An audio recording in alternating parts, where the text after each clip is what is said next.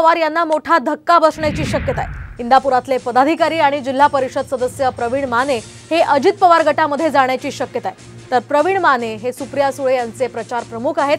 सूत्रांकडून साम टीव्हीला ही माहिती मिळाली आहे। दरम्यान 2 दिवसांपूर्वीच उपमुख्यमंत्री देवेंद्र फडणवीस यांनी माने यांची इंदापुरातल्या त्यांच्या घरी जाऊन भेट घेतली होती। मात्र ही सदिच्छा भेट होती, यात राजकीय चर्चा झाली नाही असं स्पष्टीकरण कालच प्रवीण माने यांनी दिलं होतं।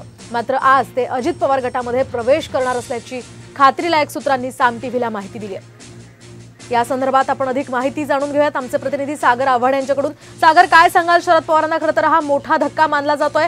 प्रवीण माने आज अजित पवार गटामध्ये प्रवेश करतात। नक्कीच मोहिनी, प्रवीण माने यांच्या भूमिकेकडे सर्वांचं लक्ष लागलेलं आहे। 2 दिवसापूर्वी देवेंद्र फडणवीस हे इंदापूर दौऱ्यावरती होते। त्यावेळेस देवेंद्र फडणवीस यांनी माने कुटुंबियांच्या घरी भेट दिलेली होती। त्याचबरोबर मागील आठवड्यामध्ये शरद पवारांचाही मेळावा इंदापूर तालुक्यात झाला होता। त्यावेळेस हे पिता पुत्र शरद पवारांच्या मेळाव्याला गैरहजर होते।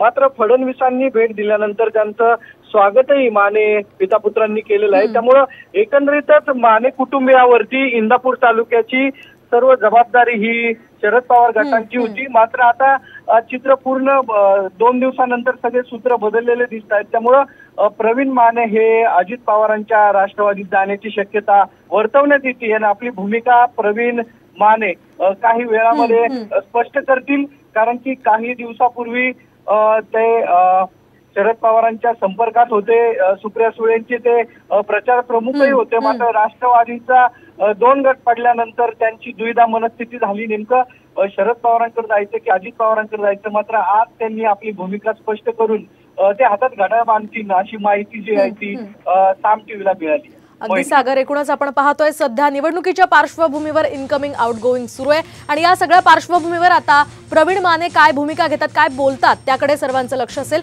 धन्यवाद तुम्ही दिलेल्या या सविस्तर माहितीसाठी।